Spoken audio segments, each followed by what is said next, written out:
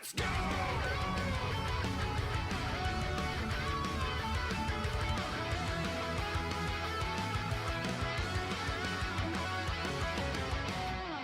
Yeah, so here is the recent list of changes that is happening to Marvel TOKON. For anybody that is unfamiliar, myself and like many others, kind of adamantly getting some of our opinions out on the game. The first beta of Marvel TOKON was fun to a degree until you pretty much started seeing the exact same thing happen like over and over and over and over and over again. At that point, it was like, it got kind of dry, sort of like really fast. I think it was because of like a multitude of reasons. We talked about it many times over of the kind of criticisms that I had with the first beta, how it's like, it's close to being really fun. There's just a few things they need to do to try to like make it line up. And I think they got a lot of data from that beta because they were obviously collecting data and people just weren't tagging, dude. People were not utilizing their other characters because there just wasn't many reasons to do it on a surface level. So that being said, there is a lot of changes that are happening to the game right now.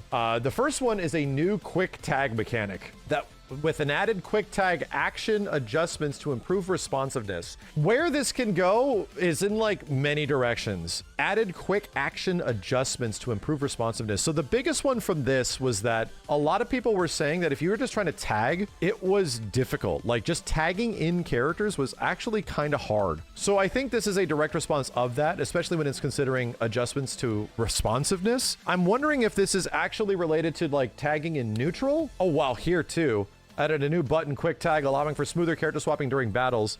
So they're adding a whole nother button to the game, which is kind of a big deal. I'm very curious if this is going to be a combination of inputs that we can also press that isn't a specific action button. It feels like it could be a neutral tag or something that could be used in offense or defense. I don't know. But the fact that there is now an actual mechanical thing that's there means that it's going to affect the meta of in some way. It's going to affect like the tagging functionality. It's clear that the developers want you to tag more now. Sounds like a tag button from BB Tag. This game already has that. This game has the assemble button. Now it has a quick assemble or something like that. Now it's got an even bigger thing. Adding a whole nother button to the game, if it is not a combination attack that you can press, which I think it will be, it'll be like, you know, assemble plus M or something like that, is fascinating. That they're trying to directly approach one of the bigger issues that was in beta 1. And I don't know how it's going to change, but I'm excited to see how it does. Added new routes to link attacks, including new manual input options that do not trigger automatically. So link attacks were pretty much auto combos. Them giving auto combos more routes. That is definitely fascinating.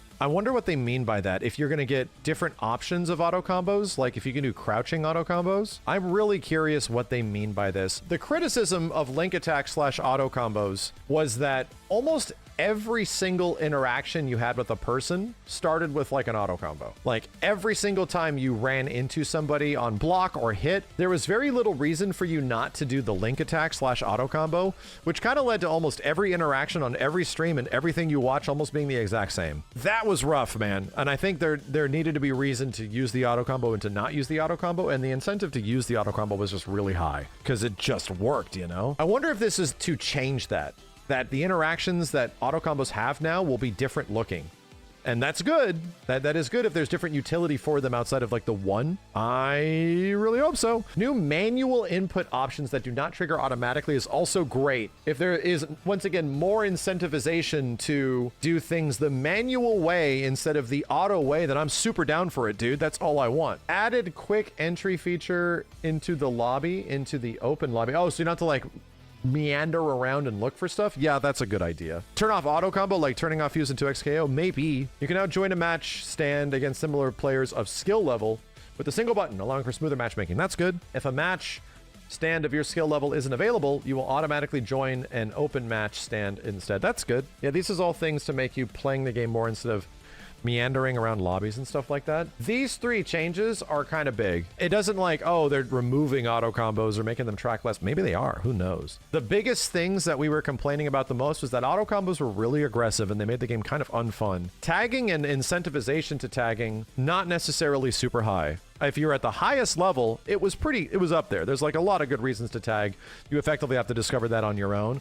But for the developers to give you those reasons, they weren't really there for like the very large majority of the audience. And this feels like maybe this is trying to do that. Tokon's a fascinating game because it's trying to have its cake or eat it too. It's trying to be like a 1v1 and it's also trying to be a full-on tag 4v4. I kind of feel like they're just going to run into a brick wall trying to keep it like as a focused 1v1. You know, if they really try to have this game be both ways, I don't know if that's going to necessarily work out super well in the very end. You kind of have to like commit to one. Yeah, there should be reasons for you to utilize your full team, you know?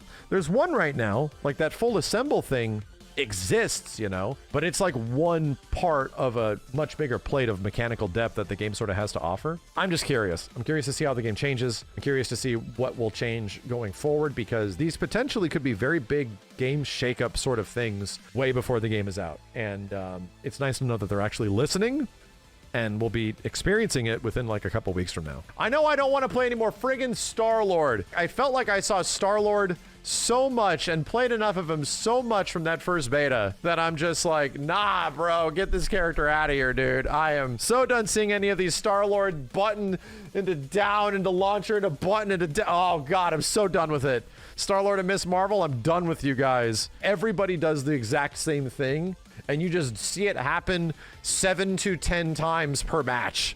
So it's like, oh, brother, this is crazy, dude. This is crazy. So yeah, I'm looking forward to seeing how Spider-Man and Ghost Rider play. Hopefully they're